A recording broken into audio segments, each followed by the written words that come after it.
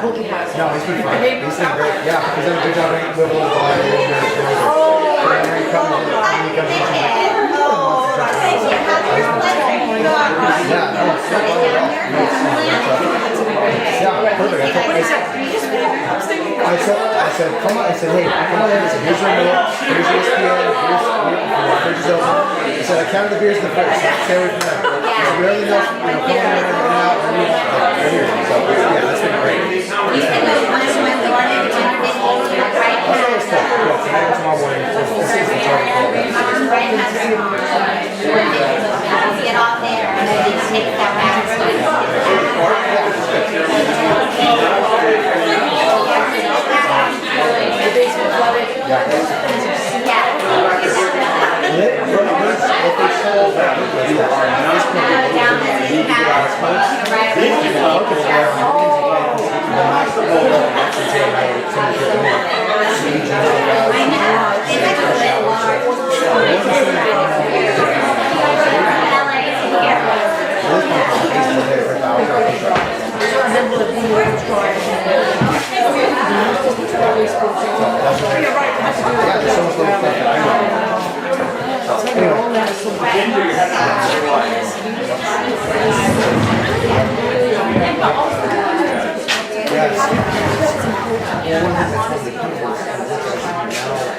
Trevor, how's it going? Great to see you. How you been?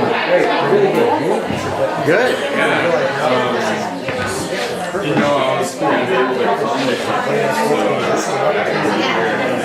Yeah, that's great. I mean, it's great.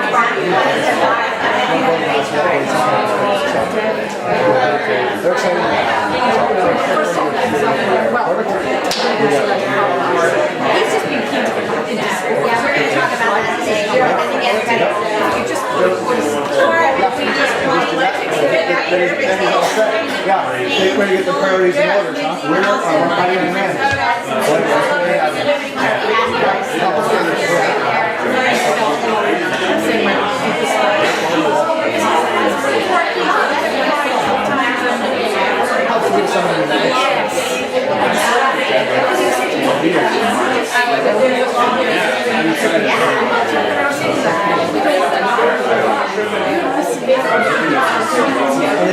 It's fun too.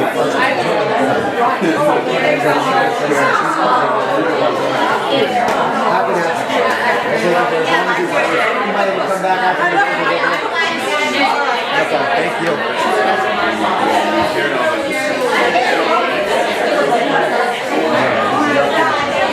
Thank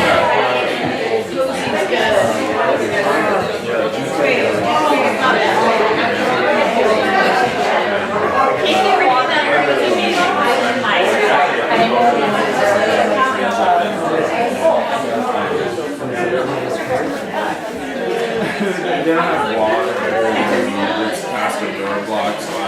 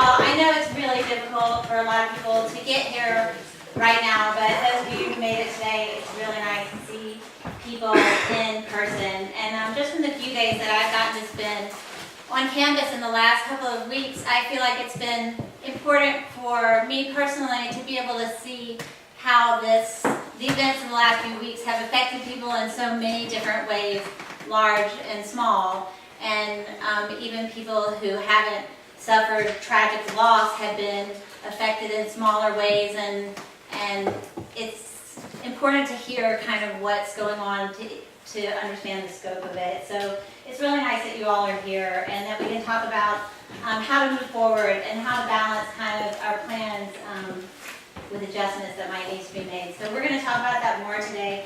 But we have these three students here who are going to introduce themselves and talk about kind of how they're readjusting and what the recovery efforts have been like. Okay. Hi, I'm Haley. I'm prefect in the freshman girls dorm 25 house. My experience so far is I've gotten a lot of questions from all of the girls, just wondering like what's going on, because I feel as if they didn't necessarily know what was happening throughout the whole thing, and a majority of them are still confused with what did happen, because not a lot of them have connections to like Montecito and Santa Barbara and stuff like that, and it's just starting to feel like they're home since they've only been here for like 4 or 5 months, and so a lot of them were very confused. But then the few like day students or local boarders that were affected, I know a lot of them have spoken to Jana, the counselor here at school, and like they go and have tea at her house and just kind of unwind, and are slowly starting to get back into the things of it. But I know a lot of students. We have like 5 extra like day students, girls like sleeping on the floors in the rooms and like sharing beds, and we're slowly getting there. So I'm Maddie. I'm prefect of school ops, which is the sophomore, junior, and senior girls dorm, right behind us. So in the past like week and a half that we've been back, it's been like people are just kind of more focused on getting back into the routine that like we have been missing. And I've had like a couple of students, like especially the local boarders, kind of talk to me about like what they're going through and how like in their minds it's just kind of weird to try to get back to normal while like their homes, there's like families still displaced. So like I've also been kind of recommending that they go see Jana, and I think like there was an email sent to the general about like how students who may not be directly affected can help those who are, and I've found that really helpful, and I know that some other students have also found that helpful. So like we've been trying, at least those of us who weren't directly affected, we've been trying to just listen primarily. But yeah, I think it's safe to say we're all just trying to get back into the routine while this is happening, and especially like we have a couple of girls who are also sleeping and sharing rooms, so we're just trying to sort that out and get back to normal as much as we can. Yeah, I'm Karan, and I'm the head prefect. I live in Lido, Highest Lido. That's a junior, sophomore, and senior dorm. And so far, it's been fairly abnormal in the dorm. We have a bunch of the CHU guys staying in there because their dorm got flooded, and that's really that I've seen like the first-hand effect of that. Because most of my friends are from that dorm.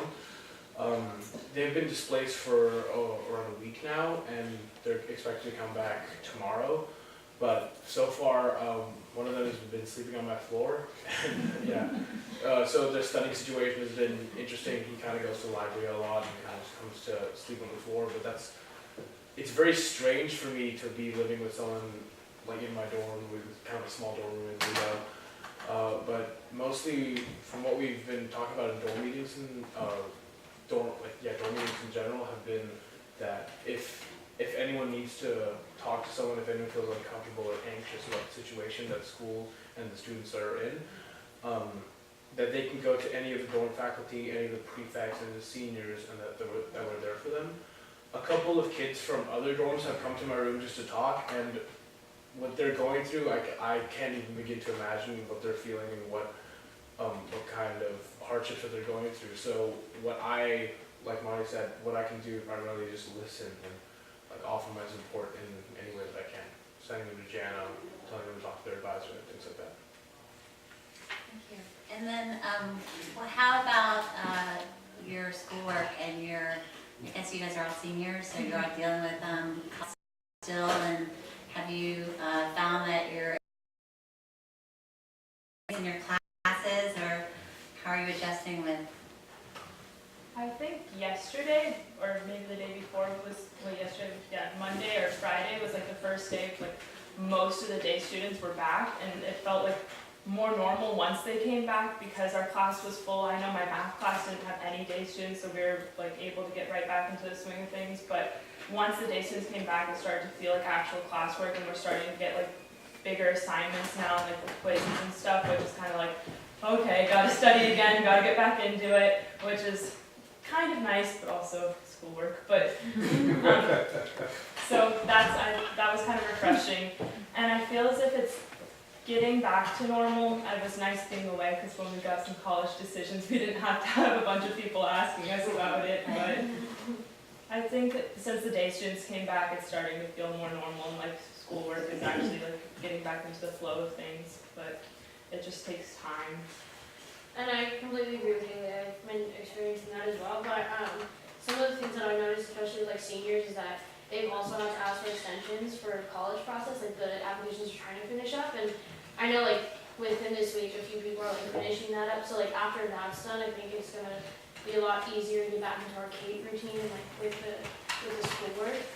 But I also like personally feel like these past few days, it's just been so weird, especially like last week we didn't have the first 2 days. It feels like we've been here longer than we have, and then it's like we're still not in that routine yet. So it's just, I think, at least personally for me, like I just kind of have to wait it out until we kind of get back into it. Like that'll probably come within the next few weeks. So. And just to speak on how the teachers are accommodating students, I think they're being very accommodating. Just in the first period today, I was in biology, and she was talking about how if you're struggling and if you're struggling to finish the assignments because of all this like craziness and this past week and a half, that you can just go and talk to her, and she'll like. And most of my teachers have been very understanding, and it's all been very smooth sailing for classwork and things like that.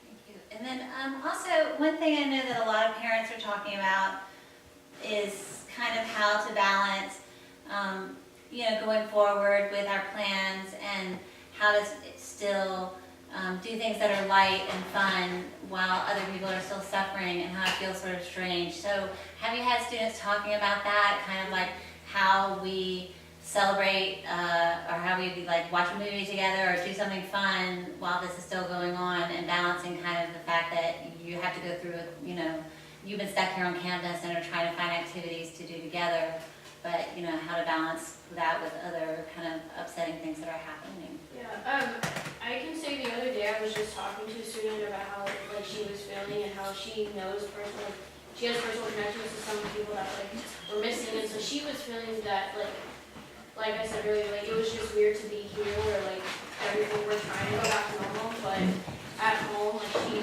this is still happening for her.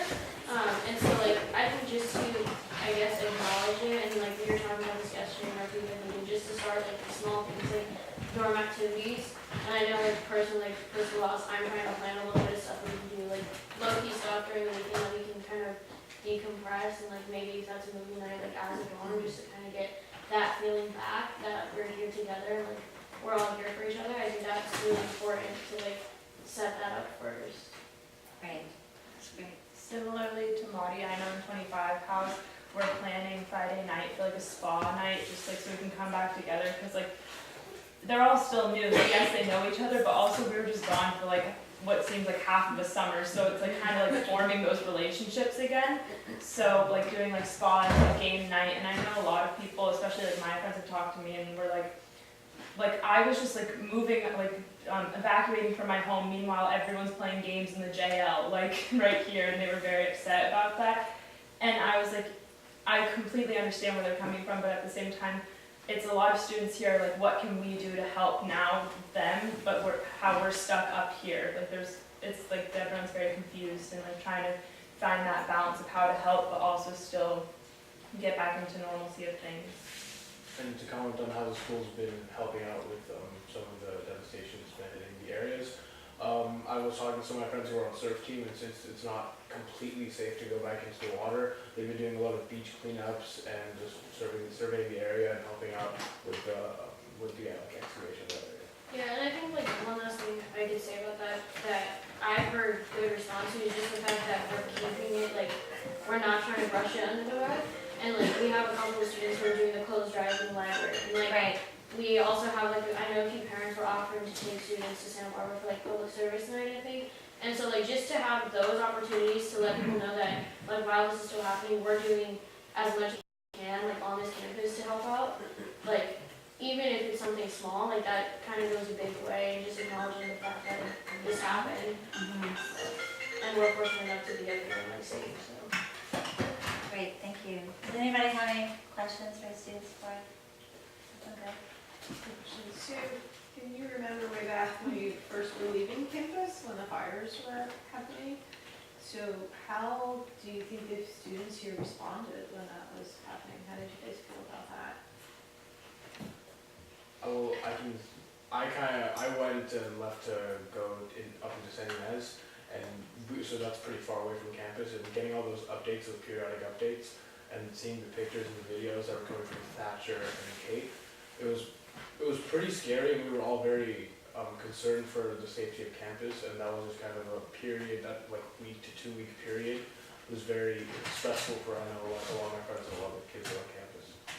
And I know, like, I think from what I experienced, it was more so the younger students that were taking it really hard. And like, I know the first night when Mr. Williams made the announcement about just getting a bag, like, just in case, people were like, so we're leaving, like, we're gonna die. And like, I happened to be by a 25 house, like, just like there talking to one of the other prefects, and I was like, no, guys, like, it's fine, like, we don't know what's gonna happen yet, just kind of wait it out, we'll see. And then like after I had gone back to school, so it was more so the sophomores that were kind of freaking out. But I think a lot of the seniors that were in the dorms were doing, and the juniors as well, were doing a really good job of like kind of calming the younger students down. And like we, as in Schoolhouse, kind of had a senior meeting about that, just to like make sure that students were okay, and like to like letting them know that the school is gonna do everything to keep us safe. Like we're gonna end up being safe in the end. And I think having that meeting like with our dorm parent was really helpful, because it gave us the tool to like kind of calm down the other nerves.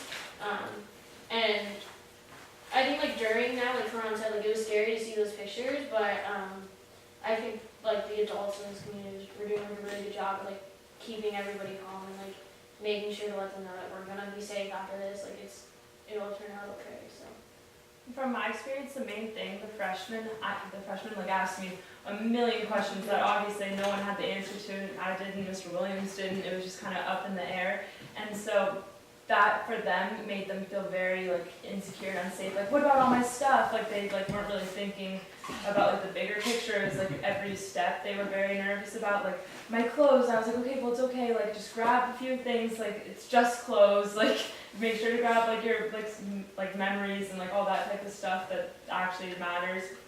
And at the same time, then that when Thatcher came to Kate and slept over, that's when I feel like the freshmen got really nervous, because they were like, oh no, like if Thatcher's evacuating, so are we. Like, oh, and I was like, well, Thatcher's a lot closer, but then obviously we did evacuate the next day.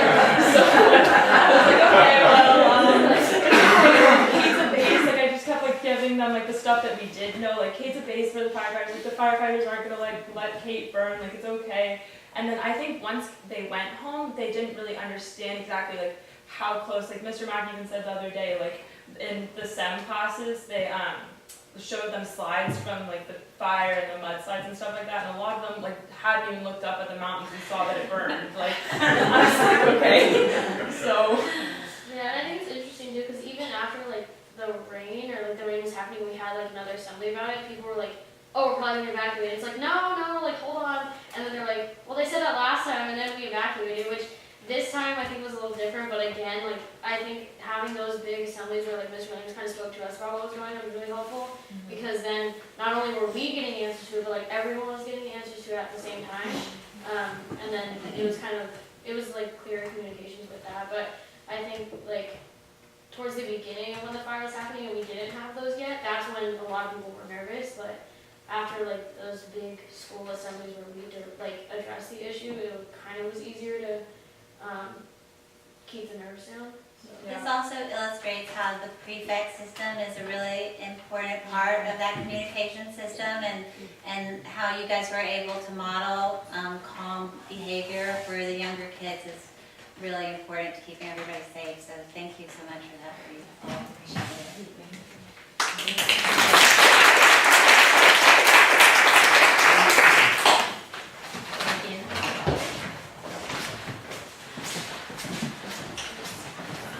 And now we have Ben to kind of give us our campus news.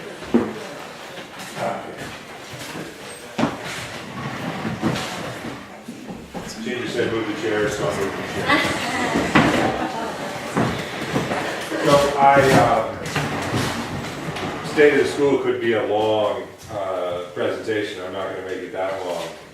But I think part of the challenge, especially given recent events, is we forget about a lot of what we went through 6 weeks ago, which was at the time unprecedented. Then we were faced with another unprecedented event, and so but I'd like to bring you back because one of the things that was fascinating about the fire response, and we got a lot of communications that came to Kate as we were sending information out about what was going on, just the great diversity of responses to the event, and it was incredibly helpful and informative to find out how people were experiencing the Thomas Fire away from Kate. People who were connected to this community in one way or another, but obviously weren't right here. And so I have a whole bunch of letters. I'm going to read just a couple of excerpts because I think they're fascinating. The first one is from a fellow who I think would have been in the class of 1974, but never graduated from Kate, and we have not heard from since he left. Thanks so much for the update. We keep the Mesa in our prayers. I have vivid memories of a strong earthquake in my freshman year, which woke us all and caused us to evacuate in our undies. We thought all the buildings were going to come down, but no earthquake could topple those buildings. Kate will survive. This one from a Kate parent who hosted our kids. There were 68 different families that hosted Kate students and faculty over the break. The boys who stayed with us, Kenneth, Callum, Peter, Hunter, and Kaiser, could not have been more perfect guests. When I met them at the Kate bus, the first thing they asked was what they could do to help. They called their parents, cleared their dishes, helped themselves, were kind to each other, and put up with everything without a word of complaint. We read your updates aloud, and we passed the solace they gave between us and to others in our community. They were all so brave about the uncertainty of everything and losing their stuff and uprooting their schedules and routines. They focused instead on anything positive and the adventure the situation offered. These young men were inspiring and filled me with so much pride for Kate and its students. This one from a member of the class of 1975. Thank you and the Kate community for managing all the updates during the fire. Kate was constantly on the mind of all the 75ers, and his email actually was signed by every single member of the class. There was a string. It was particularly poignant disaster to us for two reasons. The first being that we were on campus as freshmen for the 1971 fire. That was an experience that none of us will ever forget. The second being that as we are now getting older and have started to lose a few classmates, the thought of losing Kate strikes us to the core. Kate has been with us always. Kate is our family, and it has been my experience that with age, family becomes more and more treasured. This one is from another Kate family who took in some students. The love and attention the students were shown by the faculty carried its way into our home last night. We took in Peter, Alice, Israel, Kaiser, Sean, Josh, Callum, Kevin, Mr. Shapiro, and Tabasco. We were bracing for kids to be scared, sad, and overwhelmed. Instead, we were met with smiles and love. Abner was with the crew, and when I was doling out beds, he said, "I'm supposed to go home, but I'm having fun. Can I stay?" He was close to his LA family, but he wasn't ready to leave his Kate family. Rightfully so, his parents weren't on board with not having him safe under their own roof when so close to home, but his sentiment spoke volumes. This one from a Kate alum who graduated around 2000. Having had a grandfather who was an LA city and county firefighter, my family has perhaps outsized emotion for and loyalty to this profession. I love your Servants connection. I had such immense pride looking at the pictures of the fire crews eating in our dining hall. one from North Carolina.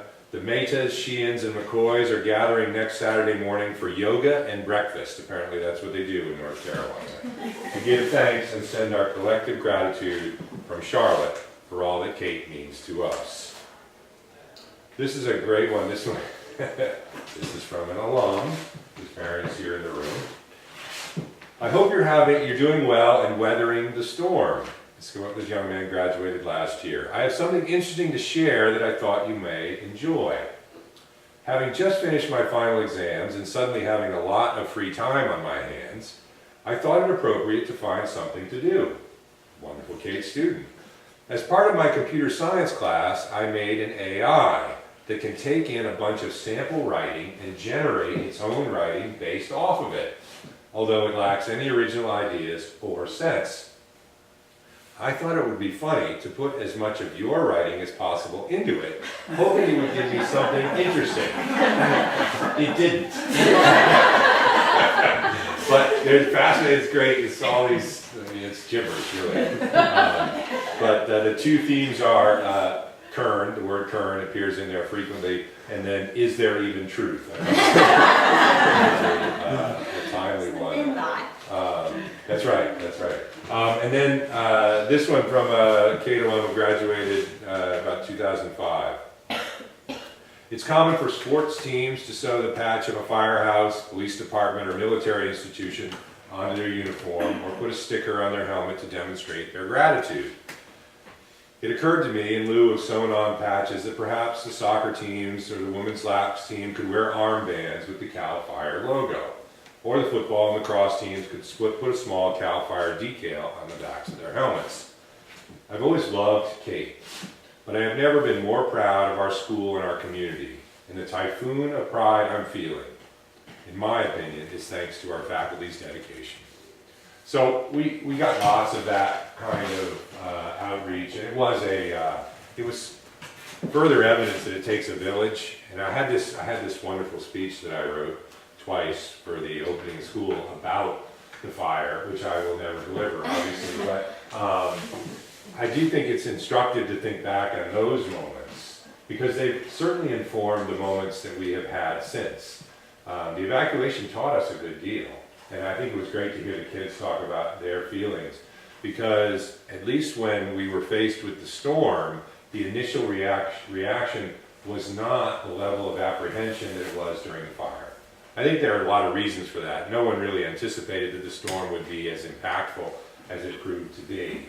But two, we had already been through this before. It was not something new. And even though our response to it was dramatically different and that we didn't choose to evacuate, there seemed to be some comfort in just being back together, in sharing our evacuation stories, and then contemplating yet another one. We have had since that lots of questions about what this means now. You know, we've had two of these events, and one of them led to our departure from campus, one of them led to us sheltering here in place. And I know there's probably great wonderment about what are we going to do should something happen in the future. And the answer to the question is, we don't know until we know what is predicted to happen. We'll build our response over that. The fact that in the event of a significant rain event, we are on a mesa and that this high ground is safe ground hasn't changed. And so I think if the character of whatever is approaching it has to do with precipitation, we're probably, in all likelihood, going to go through the same process we went through before. Contact relevant experts, make sure that we have what we need. We have focused extensively on provisioning, not simply food, although we have a lot of food, but how are we going to make sure that we have electronic resources in the event that power goes out? And so we have already more generators on campus than we had before. The porta potties that we brought in the event that we had the water system go out, we're not going to keep them in front of the gym, but we are going to keep them on campus so that we have that backup system in the event that happens. We are working on having greater communication facility when the power went out. We knew that that would compromise our ability to be in touch with the outside world, but fortunately we had people off the Mesa and we could contact them and they could send out appropriate missives. The challenge was it was really hard to communicate on the Mesa. We couldn't really get in touch with each other. Our normal vehicles for information dispersal weren't there, and so we went back to the old school of, you want to talk to somebody, you got to go find them, which you would think that you could do on this campus, but it's more difficult than you would imagine. And so we are thinking a lot about that. Sandy has been working extensively on a lot of our supplies, and we're really trying to build redundancy into all of our systems. We expect, and we expected with the last storm, that we would be cut off for some period of time, and we were. That actually doesn't present that significant a problem if we're all here. We were able to run classes on Wednesday, even though we had no power, because we were generally here, not all of us. But it does make us think about the homes that are down in, the faculty homes that are down in the 2 drainages on either side of us, and making sure that we can get those people up on campus in the event that something happens, both for their safety and for access. And housing the day students on the Mesa has been a fascinating experience. Actually, in a lot of ways, a community building experience. I was speaking in the admissions office today about my experience with it. I've been on dorm duty in Mesa House for the last week, and it's really fascinating.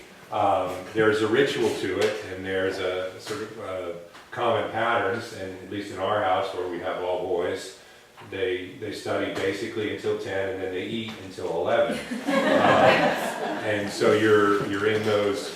But what's interesting that happens is when they're sitting there gabbing and eating, they're talking about all the things we want them to talk about. All of this stuff that we worry about, our students having vehicles for communication, are they getting the support they need? And obviously, everyone's individual needs vary greatly, depending on a whole bunch of things. But I don't think we can underestimate the power, the amount of caregiving that's happening from peer to peer. We'll have our counselors there, we'll have faculty there, and that's really important. But what happens between young people in this situation is really powerful and meaningful. And I was with the boys talking about Martin Luther King Day, and they were the ones who connected it to what we've been dealing with, and the whole concept of everyone having different experiences in life. And Dr. King focuses on that when he talks about the 2 Americas in the speech we saw, and all of a sudden they're making that tangible based on experiences that they now have that are powerful and relevant. In terms of impact on Katie in other ways, obviously we've got significant programmatic disruption, and we are working on addressing that. Our principal concern is not that we can't get our students ready for end of the year and CADE advancement. It's making sure that they're prepared in a timely manner for outside testing and things of that sort, SAT-2s in particular. That's more of our concern than students who elect to take an advanced placement class. That's farther, those tests, if they take them, are farther along in the year. We have more time to make that up. Some of the SAT-2s come up more quickly than that. And so there's a lot of attention to those kinds of things. But as with a lot of issues like this, most of the issues are more psychological than they are actually practical. We can get them to where they need to be. The problem is, do they feel like they are ready? Are they constantly aware that they have missed some space of time and therefore may be deficient in one way? And a lot of this is rebuilding confidence and in that process of preparation, which we're trying very hard to do. This isn't something that's going to go away. Not soon, and it may not go away for several months, really, in this school year, in part because every time there's a new storm, that psychological block is going to be manifest, and there's going to be concern and worry, and we just have to be responsive to that and attentive to that and adaptable and agile, both as parents and as teachers in this community. And so far it's been great, and part of the reason we've had some success in meeting these various challenges is because there has been a collective investment in that success, and we've had lots of support outside of Kate, as well as everything that's happening here, and we just need to continue the dialogue, and you can be assured we will communicate with you about what's going on and what we're thinking of doing and why. And we'll trust you will do the same with us.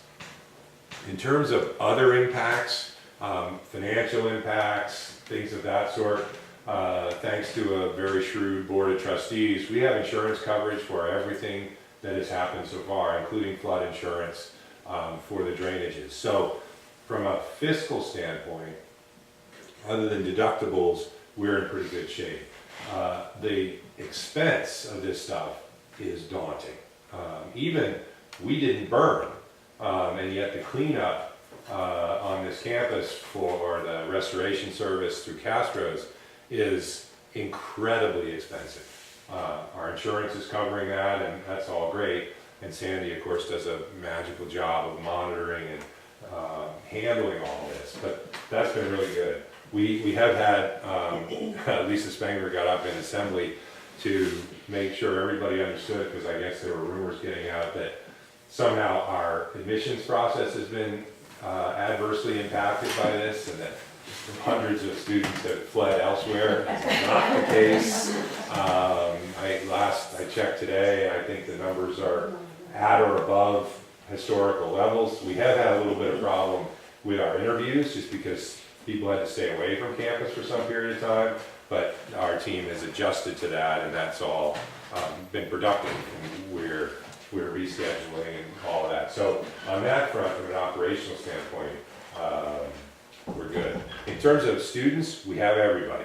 It took us a while to get them all, and they'll all be here for some period of time. I thought Karan's comments were great about the students who are displaced, and hopefully Cook West will open either later today or tomorrow, and so those students will have a place to go, and that will open more rooms in faculty homes for day students if that's what we need to do.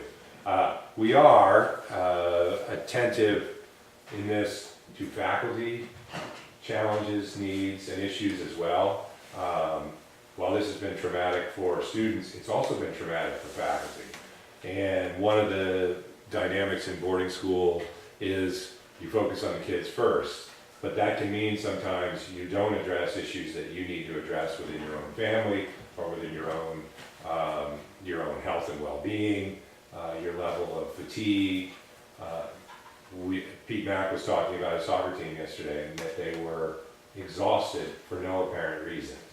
And it's because there's a lot of emotional energy being spent by a lot of these kids in ways they don't even realize. And it just catches up with us in different ways. So we are trying to meet all of those individual needs. Again, that's not something you can do and just fix and move on. That takes a fair amount of time. And so I think we have to see our response to all of this as, over the course of the remainder of the school year, we're going to address these various issues. And there will be acute care situations along the way, and we will step in and we will address those as they come up. But really our focus at this point is to make sure that we're not stigmatizing the need for support or the need for help, and that there is access to that in the myriad ways that there are around here. The strange thing is, though, of course, all this is going on, and the rest of the world doesn't stop. Things are happening out there. We were, Charlotte and Sandy and I were chuckling because on, I forget what day it was, in mid-December, we were still evacuated from the Mesa, weren't sure what was happening here, but had to go before the County Board of Supervisors and talk to them about cannabis cultivation in the Carpinteria Valley. And we thought, how ironic, that the hills are on fire, and we're gonna go talk about smoking pot and whether or not you should grow it here. We thought, well, obviously you shouldn't. I mean, what happens if one of those went up during a fire? I mean, our firefighters would be greatly compromised. But it's sort of silly, but it's not. Our current sense is that Santa Barbara County is wrestling with this issue, and Carpinteria Valley is a particular hot spot. You smell it all the time. None of the growing right now is legal because the county hasn't yet come up with legal standards, but they are allowing the illegal growing because they claim they don't have enforcement, and they're anticipating when this becomes legal. It's a long and rather sordid story. The reason I bring it up is we are leading an effort to limit as dramatically as we possibly can any cultivation, manufacture, or distribution of cannabis in this area, in this county, but particularly in the Carpinteria Valley. Charlotte has resources which she has sent out to a whole bunch of people that have sample letters and things like that you can send to district supervisors. If you are so inclined to participate in that effort, and the more people we have weighing in on this, the better, because the cannabis growers are well organized. Be in touch with Charlotte. Let her know you would love to be helpful. She can send you exactly what you need. It's a fairly boilerplate letter. You can put your name on it and get it off to our supervisors. That would help immensely. As it is right now, the process has been stymied a bit by the communication or the travel challenges, and they've had to postpone some meetings. But February 6th is when they plan to have their final meeting on this. So we would want all of our materials into them before that time. So there is some urgency to it that we address this issue. It's sort of bizarre that this is something that we're having to deal with, but that's the way it is. That's sort of it for my presentation, but I would love to answer questions. I think what you heard from the students is a pretty accurate rendering of what's going on. We are moving forward one step at a time. Life is not normal. We are not yet into routine, and yet we are finding some comfort in the familiar, even though we know that life outside of us is not what it was certainly before we left this campus. And it's pretty darn sobering just to drive down the hill, which is part of the reason we haven't had buses available in the CARP until today. But obviously it's time, and we're running out of food in the Williams house, so we gotta get some more. Never. That's right. So what would you like to know? I have some questions. So, you guys have done a great job with the kids and everything here. Are there any outside resources from a behavioralist or assessment that we're considering having coming in to really help you guys as a community, and us, I should say, moving forward? Yeah, Jana Ransom and Wendy McFarland and Aaron Hansen have all been working on that from a student services, adult services standpoint.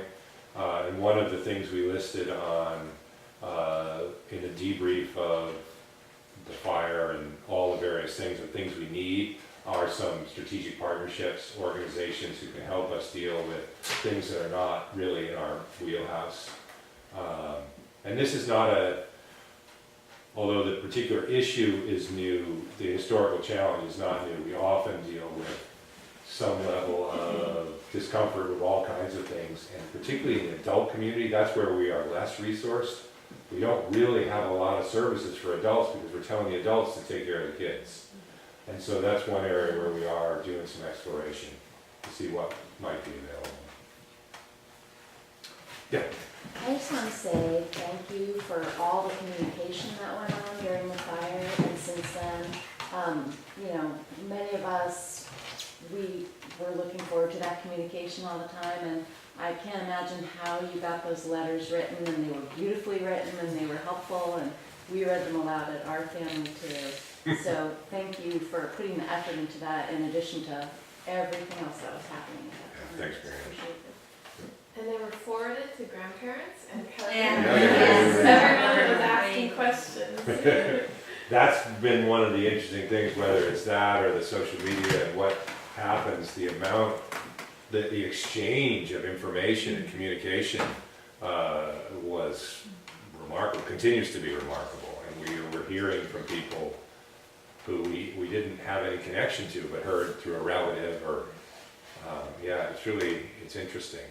I do think it's one of, and I don't know why it takes risk or threat to create understanding and appreciation, but it seems to. I mean, and I would love to, I think at some point, once we're farther away from this, I think it's probably a good question to ask ourselves, why is it that we don't value things as much as maybe we should until we're faced with their potential loss. There has to be something ideological that we can do that can help us recognize our wonderful privileges and possibilities, regardless of where we are, when we are, or what has happened to us recently. And to me, that's what's very instructive about all this. And finding some way to make that part of what we do here on a daily basis, that gratitude should be a daily thing, not a response to something else. And it should be a state of mind. And I was teaching Lincoln the other day with a group of unbelievably smart sophomores, and they had observations that I'm not sure they would have had had they not been through what we've just been through. And so I think we want to use this, like we use everything else, to inform the kind of young people we want to help grow in this world. Get off my soapbox. Yeah. I have another thank you. I just want you to know, I'm overwhelmed with gratitude for the way you've taken in these days students. And just knowing that they're here entrenched in school and safe and not having to just focus on school and being a teenager and being with their friends. And I cannot tell you that the weight of the world came off my shoulders when we had to leave our house and you guys are willing to do nothing. You still got them, and I know. Happy to have them. Thank you. Yeah, Thank sure. you. Thanks.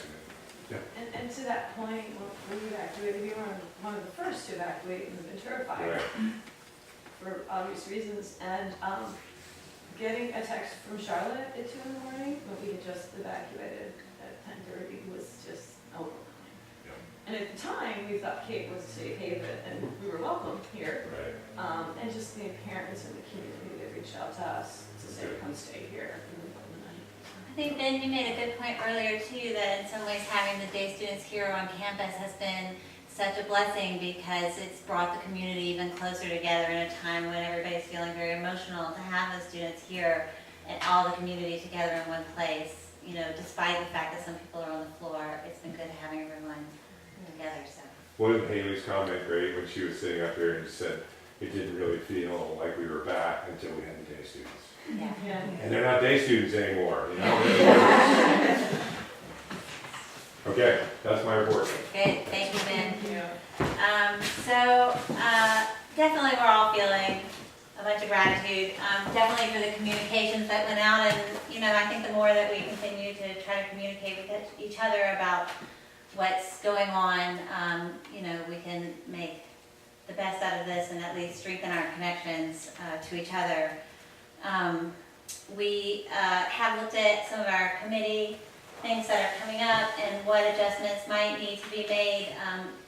You know, we're recognizing that it's definitely a difficult time for people to volunteer, and we don't want to be reaching out to people who are dealing with upset in their own lives. It's not the time maybe to be reaching out and volunteering. And on the other hand, there's parents who are less affected who really want to know how they can help and want an avenue for pitching in and helping. So we're trying to adjust some of our upcoming events so that they're targeting the people that want to help and helping the people that want to be helped. And also going forward with the students, you know, you heard the students talk about trying to plan a spa night while people are still upset, you know, and trying to balance kind of what's appropriate with putting one foot in front of the other and moving forward. So we are making some adjustments, and we're going to talk about a few of those now. Parent representatives, Susan is not here today. She's trapped on the other side. But the parent reps had a project that was about to happen right before the holidays that got pushed. The freshmen went ahead and delivered all their bags right before the rainstorm, and then everybody else kind of had to push their projects forward. So they're still talking about what's the best time to get that going again, and just waiting until everybody's comfortable and things have calmed down. And then also are talking about how we might be able to modify the end of the year parties, which were sometimes hosted by local families, but we're talking about how we can maybe bring all the students together here on campus and do an end of year class party that might be more appropriate for the current circumstances. So that's in the works, and that'll be a part of the discussion going forward. And then our next event coming up is the February 10th Winter Formal. And Gwen and Rebecca came today to talk to you a little bit about some of the things that we're going to be doing there. So, would you like to? Yeah, so Rebecca and I took on coordinating the Winter Formal with the Great Committee, and it's February 10th, and we've been, in the past, Winter Formal has been this grand event with a sit-down dinner and hired entertainment, and it's really fun, but as you can imagine, that doesn't seem really appropriate this year.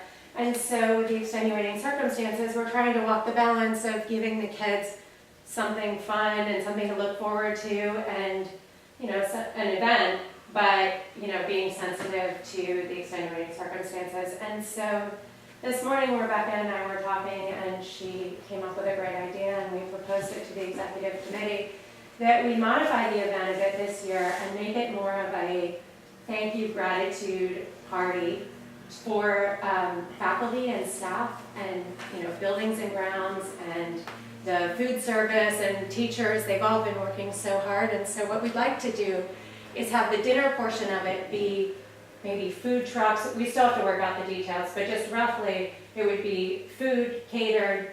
We invite families, teachers, buildings and grounds, everybody to come, have a community event, and then still host a dance for the kids in the gym, an old-fashioned dance. It was going to be a disco theme. Maybe we'll stick with that. With the disco ball, we have the entertainment, and we'll give the kids their dance. But the rest of it won't be a sit-down dinner for them.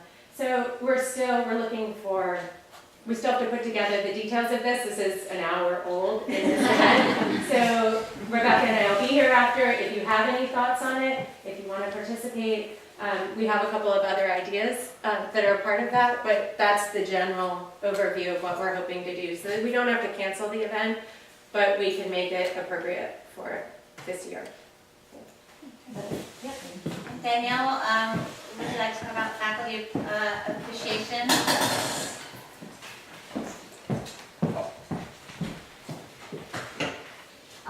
Hi, I'm Danielle Huerta. Gabe Brown and I are the co-chairs of the Faculty Appreciation Committee. We all know, we're discussing how much we have to be appreciative for, especially right now. Gay's home is fine, but it is in the mandatory exclusion zone in Montecito, and so she is evacuated out of the area. My home is also fine, but I'm still evacuated personally. And I wasn't planning to share this in this setting, but since so many people have shared, I thought I would just give you a little bit of an understanding of my experience personally. We woke up in the middle of the night and saw that flash from the gas explosion, and we had no idea what it was. I'm like, how can there be a fire if it's raining, like it's pouring rain? And we heard some distant boulders coming down our hill, the creek near us, but we didn't think too much. And last year, in that heavy February rain, there had been mud and debris on Toro Canyon Road, so we knew that was going to happen. So after things seemed stable, we checked everything out, we went back to sleep. And then I think I woke up about 6 or 7, got up, and everything looked great. I mean, it looked normal. When I got to the kitchen, I realized there was no running water. And I thought, this is bad, because never in my 50 years has the water ever stopped running, and I thought something bad happened. And then I couldn't get very good cell phone service or anything, and of course there was no power, and I got a text from my brother-in-law out of the area that said 5 people were killed, and I knew it was bad. Anyway, to make a long story short, the only physical danger that really happened to us was the idea of being cut off, because we're sort of at a high point between 2 big creeks. The creek to the left of us, when we finally went up there, when the rain lightened up and met all our neighbors, that one had a down power line, a whole bunch of rubble, and a gas leak. So Mark and I stayed far, far away, because I know power line's bad. Then we went to the creek to the right, which is Toro Canyon Creek, which is how we come here. And there were boulders sitting next to the side of the road that were the size of pickup trucks. I've never seen anything like it. And I thought to myself, were those there before? I'm like, I just not noticed those before because that's insane. And I heard on the TV that there could be boulders the size of small cars.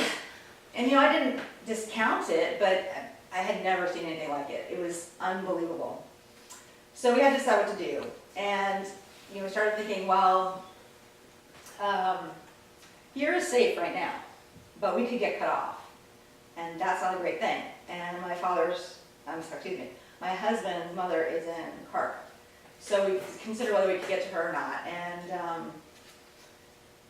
then we got the news that when we were having the worst of being cut off from all the services was not having any access to information. We just didn't know what was safe, where we could go, if we should really just stay put, or if we could get cut off if this bridge was damaged and and they were going to come through and close it, because it shouldn't have been clear. But the neighbor across the street from us is the Posabon Ranch, and I found out after the fact they also run a backhoe business, and they have tractors up there. And so my neighbor had taken his bulldozer and punched a hole through the rocks so you could get down. So if you can, have a neighbor with a bulldozer. So let's see what happens next. So we're trying to I didn't want to go anywhere before it started raining because there could be more stuff. But finally we decided, okay, let's try to make it out. But we want to do it before dark. So we, load up some stuff. We get in we have this old F-150 truck. So we get in, we try to go one way, that doesn't work out. We come back to the house, we're trying something else. Finally we decided to try going down Padaro Beach Lane, which was all muddy and wet. We're kind of doing this, and it was very scary. And we get to the train tracks, and we had been able to get information from Frank's mother that she could get to Katy and she could get to Santa Claus Lane.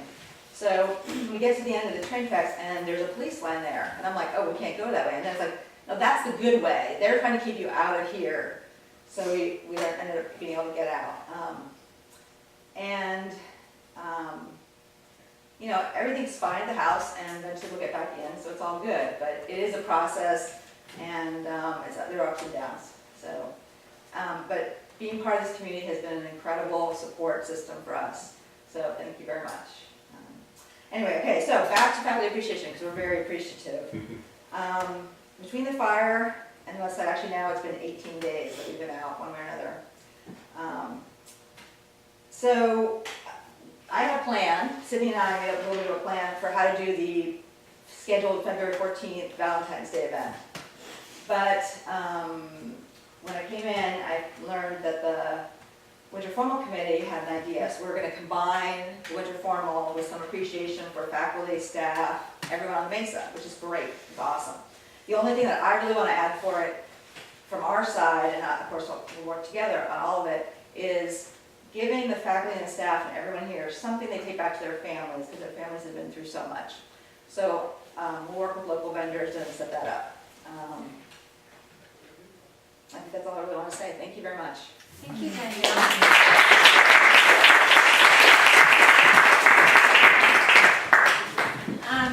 Yeah, thank you guys very much for your flexibility. It's this, these circumstances have definitely called for us all to, be flexible and adjust day by day according to what comes. So I appreciate that, and definitely we want to make sure that that we make whatever adjustments to keep these events so that they're helping everyone and that they're an avenue for us to connect with each other and not a burden. So if anybody feels like they have volunteer responsibilities that they took on before these circumstances and they're now feeling uncomfortable with what they've committed to, please come to me, because I've definitely had more people step up and say they are less affected and willing to help. So if you're feeling burdened by what's on your plate, please let me know and I can help you out. And on a really positive note, Debbie Lou had great news for me this week, which is that she got sports boosters, pretty filled with volunteers who wanted to sign up to be sports parents, team parents, for all of our different teams. We're still missing JV girls. Oh, it's been filled.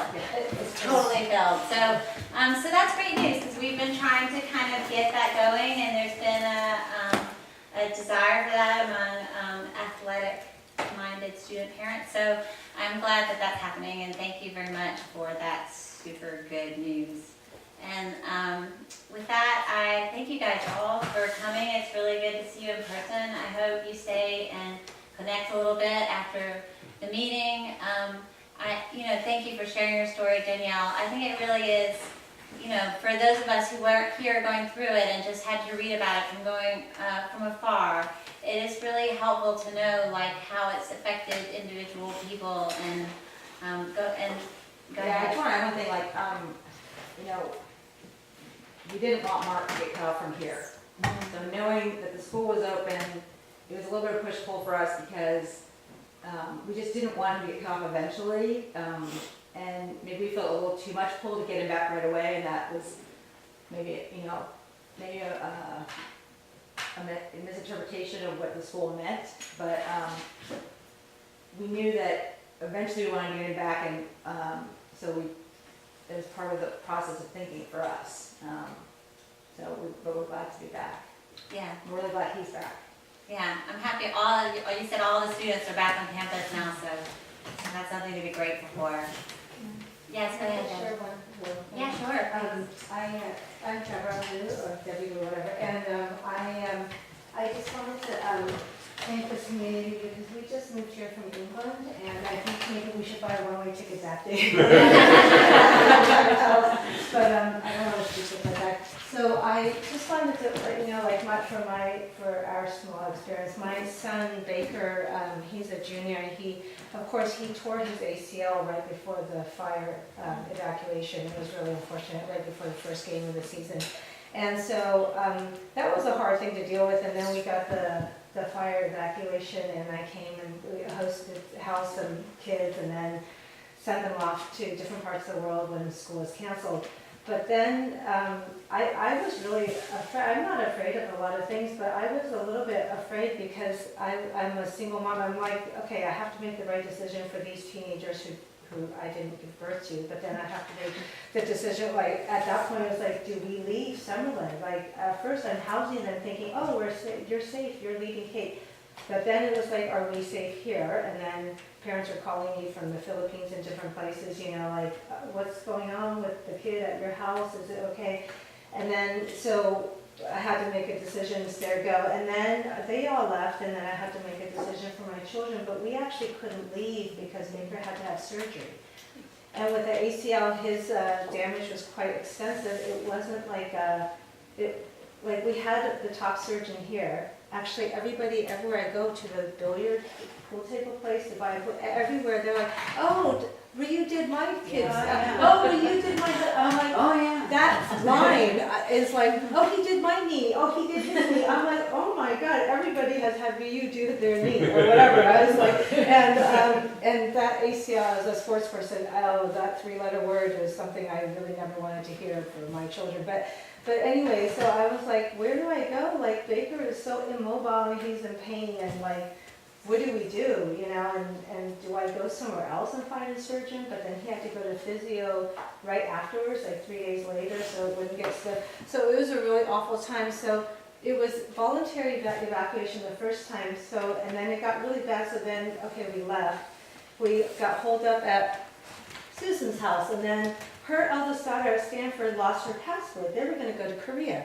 So they had to come back, and I was like, well, if they're going to come back, I don't want to be a burden here. So then it's that was the night before the big wind, that Saturday night. I was like, but we really shouldn't go back. But I really shouldn't stay here and be a burden. But Baker was like this on his couch. I'm like, okay, so we'll go back. So the whole night we heard those horrible helicopters overhead in Summerlin. And then sure enough, we had mandatory evacuation, and I'm like, I really don't know where to go. And I have one kid who's completely immobile in tow. I have a miniature Yorkshire Terrier and my daughter, and I'm like, now what do I do? And then I'm like, where do I go? I can't go anywhere. I can't go that far. So I wrote to Charlotte, and she immediately, gave me a name. And I didn't even know where I was driving. I just loaded the car up that we just unloaded the night before and went to Santa Ynez and to the lovely Jessups, the hostess, and I only saw Haley, I met her, I didn't know her, I was new. And so we were holed up there until it was safe to come back 2 days before Christmas. But anyways, it was a very emotional time, and because, you know, I did a lot of meditation, all that got me through a lot of breathing. But anyways, I wanted to thank the community, and everybody's been so great. But I have to say, as I left that mandatory evacuation time, I felt fear for the first time because I saw every off-ramp being blocked off, and it was like a ghost town. And it was like a really strange feeling. I've never experienced it. I lived in Hong Kong with typhoon warnings that was like all this, but nothing was quite like this. It was a lot of uncertainty. So, but yeah. Anyways, thank you. Thanks for sharing that.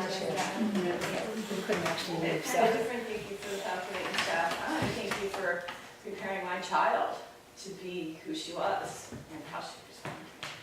It was remarkable. She was the first to say, "Pack your bag, we're leaving, Mom." Hey, because we looked outside, it went from, she came home at 8 to, "Hey, yeah, there's a fire. Oh, let's look it up." Oh, at 9, we're like, "Hey, it's 15 miles away." At 9:30, she said, we're leaving, Mom, we're going to Parker's. I'm like, "No, we're okay." We looked out on the deck and huge black cloud, choppers dropping water. She goes, "No, we're leaving now." And my husband had just left on a business trip. My 17-year-old said, "We're going, grab your bag." And I'm like, "That's a great idea." And my older, daughter, 19, was home from college, smart, brilliant kid, said, "No, we're fine." And my daughter, Morgan, said, "Yeah, we're getting in the car, and if you want to come, you got to be there now." And we got in our car, and the firemen were in my driveway when we got in our car, because the fire was right behind us, and our yard was on fire. He said, "Get in and leave now." But my 17-year-old, very composed, so, "No, we're leaving. I'm home." She's like, I'm like, "That's a good idea." Well, I think that really, what Deborah was saying She about was being so well prepared. alone is probably the scariest part when you're having to make decisions all by yourself. Exactly. And so to have all these people here together as a community where we can talk about what to do together is definitely a strength. So, so let's continue to tell each other what we need. Yeah. Thank you, everybody.